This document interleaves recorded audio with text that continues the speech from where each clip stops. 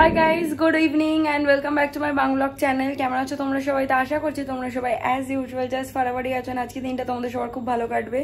তো এই জাস্ট ঠাকুরকে সন্ধে দিলাম, সন্ধে দিয়ে আমি এবার জাস্ট একটু বসবো। আজকে এখনো বাড়ি যাইনি, সে একটু বেলাও হলো আমার সন্ধে দিতে, বিকজ সকাল থেকে আজকে ব্লগও স্টার্ট করা হয়নি। সবকিছু আজকে লেট হয়েছে, কারণ বিশাল বড় একটা কারণ আছে। সেটা কি কারণ? মা ঠিক আছে, বাট বাবা যে সেদিনকার পড়ে গেছিলো, বাবার সামাও কিছুতেই পেন কিলারও ব্যথা কমছিল না, ওই মলম লাগিয়েও কমছিল না। তো আজকে ডক্টরদের কাছে নিয়ে গেছিলাম, যিনি মায়ের সার্জারি করলো ওনার কাছে নিয়ে গেছিলাম। তো উনি দেখে সঙ্গে সঙ্গে বললো যে একটা এক্সরে করে নিয়ে আসো লাম্বারের, তো লাম্বার স্পাইন। তো এক্সরে করালাম ওখান থেকেই, হসপিটাল থেকে মানে নার্সিংহোম থেকেই আর কি, করিয়ে সঙ্গে সঙ্গে ওনাকে প্লেট দেখালাম। তো আমাদেরকে প্লেটটা দেখালো, বাবা স্পাইনাল কর্ডের একটা বোন ভেঙে গেছে। So another bad news. তো যাই হোক, কী করা যাবে এখন আর। তো বাবাকে বললো যে অপারেশন করার মতন পজিশন না, অতটাও বাজে না, বাট প্লাস্টার তো করা যাবে না। তো বাবাকে একটা ওই কি বললো, লং টেইলার ব্রেস পড়তে হবে ফর 1 month, ফর 1.5 months। আর মেডিসিনস দিয়েছে, যে মেডিসিনসগুলো কিছুটা মায়ের সাথে ম্যাচ করছে, তো সেগুলোর আমি তো প্রচুর স্টক নিয়েই রেখেছি ওষুধগুলোর। তো বাবার সেখান থেকে 2টো ট্যাবলেট বাবা খেতে পারবে, মার আর বাবার ওটা সেম, আর 2টো কিনতে হবে, সেইটা আমি একটু পরে গিয়ে কিনবো। তো এই জাস্ট সন্ধে দিলাম, দিয়ে আমি রেডি হলাম, ফ্রেশ হলাম। এদিকে প্রচণ্ড হেডেকও হচ্ছে, আমি প্রচণ্ড সোয়েটও করছি, মানে এত শরীরটা খারাপ লাগছে আজকে, এত টেনশন, শরীর খারাপ, আবার একটা bad news, all in on খুব বাজে লাগছে। তার মধ্যে মানে যাই হোক, একটু নিশ্চিন্ত যে সেরকম, মানে obviously it's a bad news, বাবা খুবই সাফার করবে এখন কটা দিন। বাট একটা ভালো দিকও যে খুব মেজর কিছু না, লাইক নট ওটি ইজ নট নিডেড আর কি, সার্জারি দরকার নেই, এমনি ওই মানে কি বলে ব্রেস্ট পরে ঠিক হয়ে যাবে। তো যাই হোক, আজকে আমাদের বিল্ডিংয়ে লাইট লাগানোর ব্যবস্থা হচ্ছে। এই যে এইটা দেখছো, এটা হচ্ছে বিল্ডিংয়ের লাইট। আর যেহেতু বিল্ডিংয়ে লাইট লাগানো হচ্ছে, আমি মানে বাবাকে ডাক্তার দেখিয়ে নিয়ে এসেছি, কটা হবে তখন 3:30। তারপরে এসে স্নান করলাম, স্নান করে, কারণ যেহেতু নার্সিংহোমে গেছিলাম, স্নান করলাম, করে লাঞ্চ মানে খাবারগুলো গরম করলাম। তারপরে চিংড়ি মাছ বানিয়েছি, বিকজ চিংড়ি মাছ রান্না দিদি করতে পারে না, ওনার চিংড়ি মাছে অ্যালার্জি আছে, ওনার নাকি গন্ধেতেও প্রবলেম হয়। তো চিংড়ি মাছ করলাম, তারপরে লাঞ্চ করলাম, করে একটুখানি রেস্ট নিচ্ছিলাম। টুনি লাগাতে লোক এসছে, তো আমি ভাবলাম যে যখন বিল্ডিংয়ে লাগানো হচ্ছে আমিও লাগিয়ে নিই, বেকার শুয়ে শুয়ে কী করবো। তারপর টুনিগুলো লাগালাম।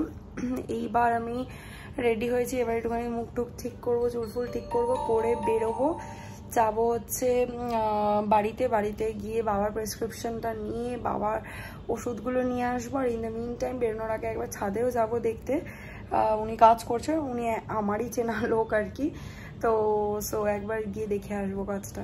তো যাই হোক, চলো without any further delay let's start today's video. I hope কি আজকের ব্লগটা দেখতে তোমাদের সবার খুব ভালো লাগবে। সব থেকে বেশি খারাপ লাগছে এত আনএক্সপেক্টেড একটা জিনিস। ভাবো, মা এখন নড়তে চড়তে পারছে না, আয়া রাখা হয়েছে লাইক, অ্যান্ড তার মধ্যে বাবা যে মাকে, আয়া তো সারাদিন থাকছে না, আয়া তো 12 ঘন্টার জন্য, তারপরে যে বাবা মায়ের একটু টেক কেয়ার করবে সেটাও পারছে না। বাবার নিজের এখন টেক কেয়ার দরকার।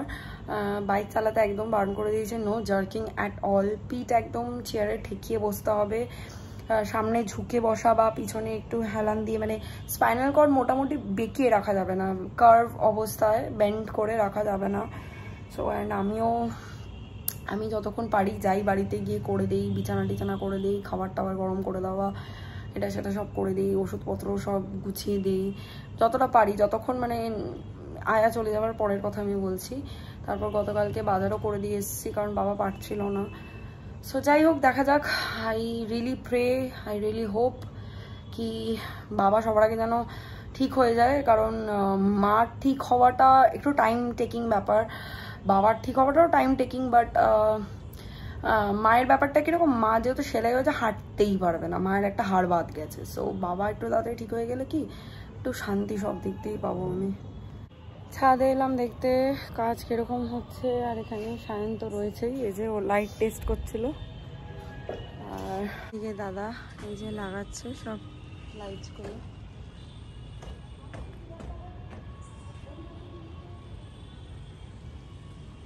এখানে সায়নও দাদাকে হেল্প করে দিচ্ছে, সবকটা ওই ফিউজের যে বক্সগুলো হয় না ওতে মাস্কিং টেপ মেরে দিচ্ছে, বিকজ বৃষ্টি হলে লাইটগুলো সার্কিটগুলো আছে ছোট ছোট, ওগুলো যদি যায় তো শেষ, তাহলে লাইটগুলো উড়ে যাবে।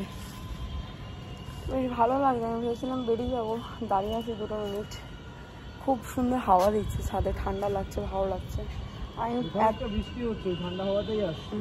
আমি এতক্ষণ ওই ঘরে আমাদের মানে পার্সোনাল ফ্ল্যাটে আর কি টুনি লাগাতে গিয়ে আমি পুরো হাঁপিয়ে ঘামিয়ে একাকার অবস্থা আমার। এখনো সময় লাগবে তো আমি নেমে যাচ্ছি, কারণ আমাকে বাড়িতে ওষুধগুলো কিনতে যেতে হবে। তো যাই হোক চলো, বেশ ভালো জোরেই বৃষ্টি স্টার্ট হয়েছে, ওই জন্য তো উড়ে দৌড়ে ঢুকছি বাবা। কিন্তু সায়ন আর ওই দাদাটা কাজ করছে ছাদে, ভাবো এই সময় বৃষ্টিতে নামতে হলো। ভালোই জোরে বৃষ্টি পড়ছে, কিন্তু কিছু করার নেই, আমাকে ওষুধগুলো তো বাবাকে এনে দিতেই হবে। একটা টাইম আছে, সেই টাইমের মধ্যে একটা ওষুধ পড়ার ব্যাপার রয়েছে। তো আমি বেরোলাম, ওই জন্য হেলমেটটা পরলাম যাতে মাথাটা না বেজে, গাটা ভিজলে আর কি করা যাবে, কিছু করার নেই। চলো ওষুধগুলো দিয়ে নিয়ে আসি। ভালো জোরে বৃষ্টি পড়ছে, বুঝতে পারছো তোমরা। High guys, good morning. কালকে রাতে আর ব্লগটা কন্টিনিউ করা হয়নি। কালকে রাতে আমার ওই ওষুধ আনতে গিয়ে আমি সোজা ফ্ল্যাটে চলে এসেছি, তারপর সায়ন গিয়ে ওষুধ দিয়ে এসছে বাড়িতে, কারণ আমার প্রচণ্ড শরীর খারাপ হয়ে গেছিলো, খুব পায়ে ব্যথা, পেটে ব্যথা সব একসাথে হচ্ছিলো আমার, মানে আমি সহ্যই করতে পারছিলাম না, এত কষ্ট হচ্ছিলো। ওই জন্য আর কালকে রাতে ব্লগ করিনি। এসে রাত্রিবেলা আমার বমি টমি হয়, মানে খুব কষ্ট হচ্ছিলো কালকে, জানি না কিসের থেকে হলো, মেবি অ্যাসিডিটি হয়েছিল। বিকজ বাবাকে নিয়ে যখন কালকে সকালবেলা হসপিটালে গেলাম নার্সিংহোমে, ওখানে বাইরে একটুখানি খেয়েছিলাম, ঘুগনি খেয়েছিলাম, খিদে পেয়েছিলো বলে, মেবি ওটা থেকেই হয়েছে। তো যাই হোক, তারপরে তো শরীর খারাপ হয়ে গেল। তারপর সকালবেলা বাড়ি গেছিলাম, কারণ মায়ের আজকে ড্রেসিং হলো, তারপরে একটু ফিজিওথেরাপি হলো, সব কিছু ব্যান্ডেজটা খুলে আজকে নতুন করে আবার ব্যান্ডেজ করে দিয়েছে। আবার 5 দিন বাদে, মানে 10 তারিখ আবার মায়ের ড্রেসিং আছে। তো যাই হোক, অ্যাজ অফ নাও এই হচ্ছে ঘটনা। তারপরে ফ্ল্যাটে এলাম, ফ্রেশ ট্রেশ হলাম, হয়ে আমি হাফ ব্রেকফাস্ট করে দৌড়েছিলাম, কারণ লোকটা ড্রেসিংয়ের লোকটা চলে এসেছিলো। তো যাই হোক, এসে করলাম, করে টোরে তারপর রেডি হলাম, হয়ে এখন জিম যাচ্ছি আমি আর সায়ন দুজন মিলে। এতটাই এত পরিমাণে হাঁটুতে ব্যথা যে আমি পায়ে এখানে নি ক্যাপ লাগিয়েছি। তো যাই হোক চলো, আমি দেরি না করে এখন বেরোনো যাক।